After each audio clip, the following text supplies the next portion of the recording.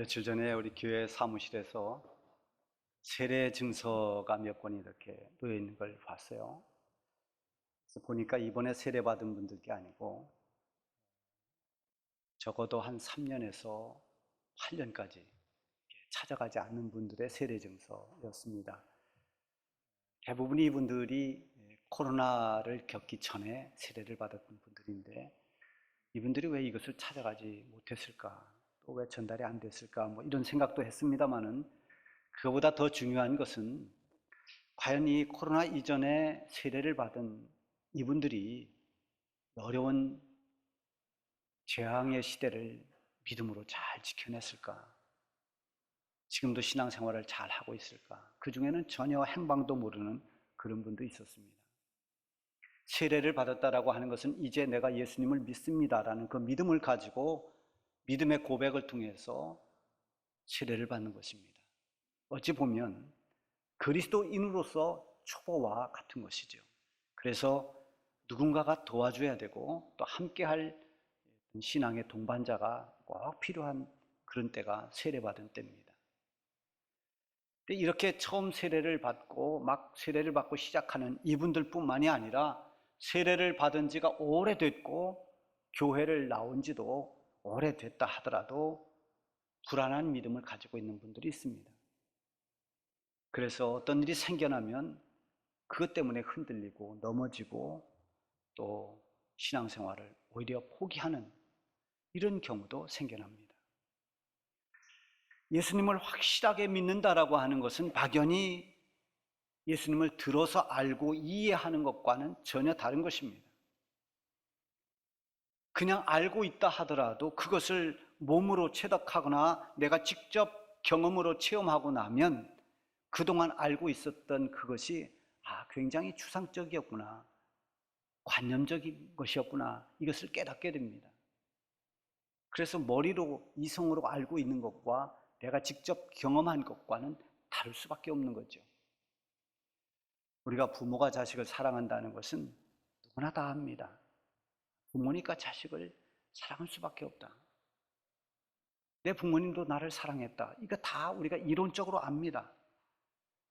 그런데 결혼을 하고 자식을 키우면서 실제로 그 자식을 키우는 동안에 때로는 밤에 잠을 자지 못하고 보채는 아이 때문에 힘들어하고 때로는 아이가 아파서 같이 눈물로 마음을 졸이고 때로는 속을 썩여서 정말 눈물을 흘리며 그 아이를 위해 기도하고 이렇게 부모로서 자녀를 키우는 그 동안에 여러 가지 겪는 그런 체험들을 통해서 부모의 사랑을 알 때 내 부모도 나를 이렇게 키웠구나. 이렇게 애를 태우면서 이렇게 가슴 아파하면서 이렇게 정성을 쏟으면서 나를 키웠구나. 이렇게 자기가 체험하고 아는 것과는 전혀 다른 거죠.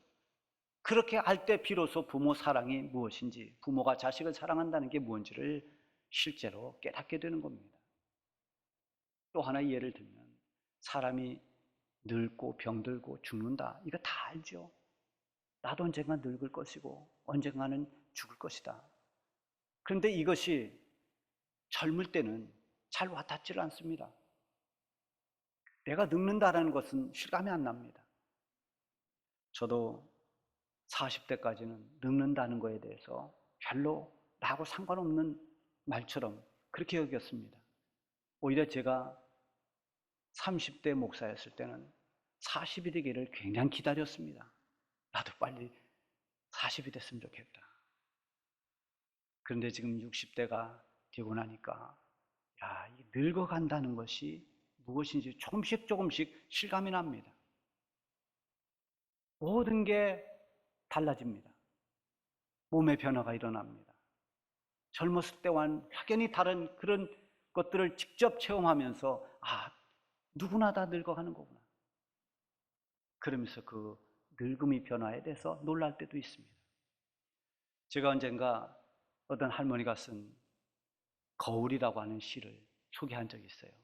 그 시가 조금 소개하기가 민망해서 양해를 구하고 한번 읽었습니다. 오늘도 한 번 더 읽어드릴 겁니다. 여자들은 특히 얼굴이나 머리에 굉장히 신경을 많이 씁니다. 나이가 든 사람뿐만 아니라 우리 청소년들도 보면 제일 만지작거리는 것이 머리입니다. 이리 만졌다, 이리 쓸어내렸다, 앞으로 했다, 뒤로 했다, 머리를 계속 만집니다. 또 나이가 점점 들어가면서 얼굴에 신경을 씁니다. 나도 모르게 자꾸 주름살이 늘어가고 얼굴이 점점 젊을 때와 달라집니다. 좀 더 젊어지고 싶은 생각을 누구나 다 합니다. 피부가 조금 더 이렇게 좀 팽팽했으면 좋겠다. 쭈그러들고 주름진 이 골패인 얼굴, 이게 좀 보기 흉하다, 이런 생각도 듭니다. 그러나 피해갈 수가 없습니다. 이 할머니가 어느 날 거울을 본 순간 너무 쭈그러진 자기 얼굴을 보고 놀라면서 비명소리처럼 내뱉은 말을 시로 적었습니다. 이거는 실제 시에 등록된 거고 작가가 있습니다. 그 시가 이렇습니다. 아이, 깜짝이야. 저도 읽기가 조금 민망합니다. 거울을 보니까 내 모습이 깜짝 놀랄 정도입니다. 이렇게 늙는다는 것이, 병든다는 것이 실감이 날 때, 아, 그렇다. 인간은 누구나 늙을 수밖에 없고 병들 수밖에 없고 죽을 수밖에 없다. 이게 이제 내 경험이 되는 겁니다. 사실인데 그 사실을 내가 체험하고 확신하지 않으면 아무리 들어도 알아도 내 것이 아닐 수가 있습니다. 우리가 믿는 믿음이, 우리가 믿는 예수님이 내가 체험하고 내가 만나고 그래서 내 것이 될 때, 즉 내 믿음이 되고 내 주님이 되고 이렇게 될 때 누가 뭐라고 해도 흔들리지 않습니다. 어떤 박해가 있어도 나에게 어떤 삶을 살아가는 동안에 어떤 시련이나 환난이 온다 하더라도 그 믿음은 변하지 않습니다. 예수님이 십자가에 죽으시기 전에 나는 고난받고 죽을 것이다. 그리고 사흘 만에 다시 살아날 것이다. 이것을 제자들에게 분명하게 말씀하셨습니다. 제자들이 다 들었습니다. 들어서 알고 있습니다.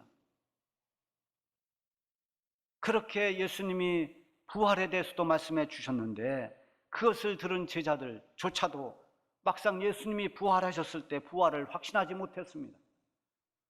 예수님 제자 가운데 도마는 내가 예수님 그 못 찔린 손과 창 찔린 옆구리에 손을 대보지 않고는 나는 못 믿겠다고 말할 정도로 의심도 했습니다. 그랬던 도마가 부활하신 예수님을 자기가 직접 만나고 나서는 나의 주님, 나의 하나님이라고 무릎을 꿇고 믿음을 고백했습니다. 오늘 본문에 나오는 두 사람도 예수님의 12제자는 아니지만 평소에 예수님을 따라다니던 넓은 의미에서의 예수님 제자들입니다. 예수님께서 무언가 새로운 변화를 가져올 것이라고 기대를 하면서 예수님 따르던 추종자들입니다. 그런데 지금 그들이 가고 있는 곳은 예루살렘에서 25리 떨어진, 키로로 말하면 10km 정도 떨어진 엠마오라고 하는 작은 마을로 내려가고 있습니다. 둘이 함께 엠마오 길로 가고 있습니다. 14절에 보면 이 모든 된 일을 서로 이야기하더라. 당시에는 차가 없으니까 웬만한 거리는 다 걸어 다니죠. 25리 정도 되는 거리는 충분히 걸을 수 있는 거리입니다. 더군다나 말동무가 있습니다. 둘이 함께 이런저런 얘기를 하면서 그 길을 걸어갔습니다. 빨리 가려면 혼자 가고 멀리 가려면 함께 가라, 이런 말이 있죠.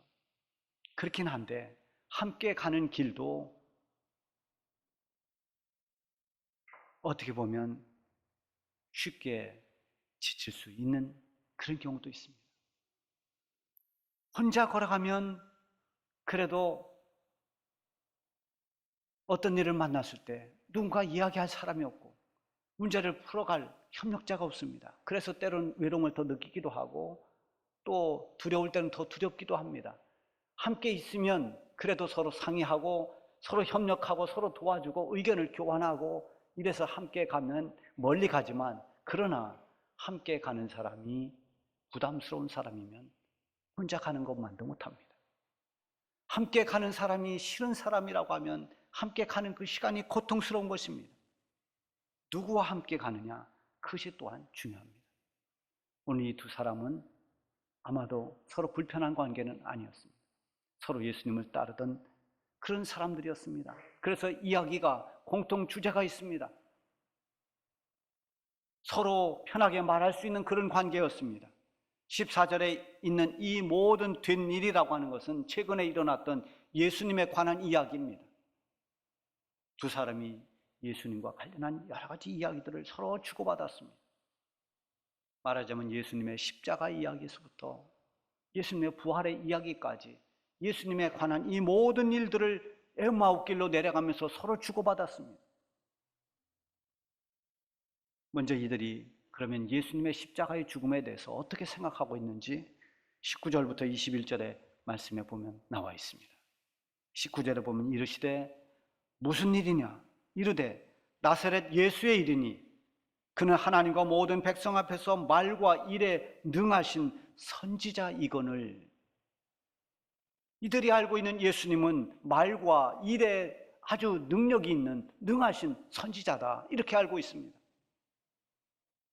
당시에 예수님의 가르침은 일반 랍비들과 차원이 달랐습니다. 예수님이 하시는 말씀에 권세가 있었습니다. 단지 율법의 내용을 가르치는 정도가 아니라 그 율법의 근원, 율법이 있게 된 근본을 가르쳐 주셨습니다.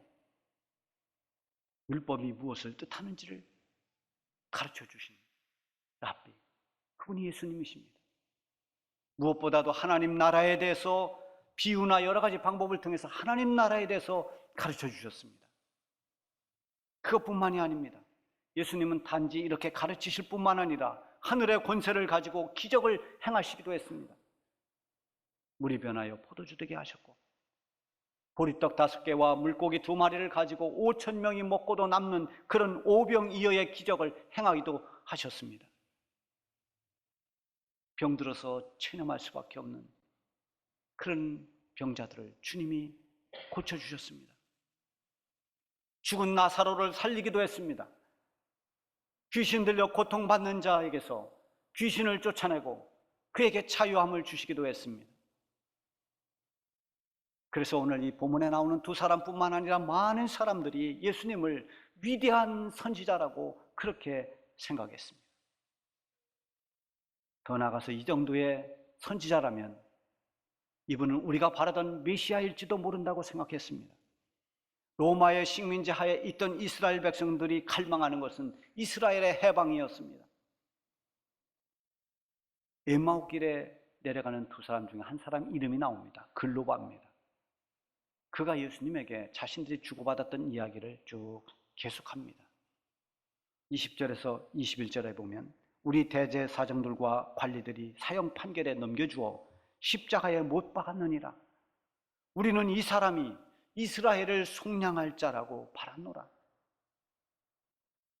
말과 일에 능하신 예수님이 우리 대제사장들 또 우리 관리들, 이 유대 나라의 이런 제사장 관리들에 의해서 사형 판결에 넘겨줘서 안타깝게도 십자가에 죽으셨다는 겁니다. 그러면서 우리는 이 예수님이 우리를 속량할 자라, 그전 성경에는 구원할 자라 이렇게 되어 있습니다. 우리를 속량할 자라고 우리는 바랬다. 이스라엘을 구원할 사람이라고, 그런 위대한 선지자라고, 어쩌면 메시아라고 그렇게 기대했던 사람이었다는 것입니다. 그런데 이렇게 기대했던 사람들이 두 부류입니다. 하나는 대다수의 사람들이 이스라엘의 정치적인 해방을 기대했습니다. 예수님이 가지고 계신 그 놀라운 권능으로 로마를 몰아내고 이스라엘에게 해방을 안겨줄 그런 정치적인 메시아, 지상의 왕, 그렇게 예수님을 기대했습니다. 그런가 하면 성경의 약속대로 이스라엘을 죄로부터 구원하실 그런 구원자, 메시아라고 기대했던 사람들도 있습니다. 아마도 본문에 나오는 이 두 사람은 후자였던 것 같습니다. 그러나 그들의 믿음이 확신이 없었습니다. 우리는 그렇게 기대했고 우리는 그렇게 바랐다고 이야기합니다. 여러분, 우리가 예수님을 믿으면서도 내가 예수님을 믿음으로 구원받았으니 나는 천국 백성이다, 이렇게 확신을 가지고 있는 사람도 있는가 하면 그냥 기대 정도, 바람 정도에 그치는 그런 분들도 있습니다. 예수님을 믿으면 구원받는다니까 아마도 나도 구원받겠지 기대해 보는 겁니다. 천국과 지옥이 있으면 나는 천국 가겠지 바라는 것입니다. 예수 믿으면 천국 간다고 했는데 그렇게 기대하는데 만약에 없으면 없어도 손해볼 건 없고 있으면 너무 좋고 이게 기대하는 신앙입니다. 그런데 그 기대하는 신앙, 확신이 없는 그저 바라는 신앙은 어떤 일이 생기면 언제고 무너질 수 있는 마치 모래 위의 집과 같이 그렇게 불안한 것입니다.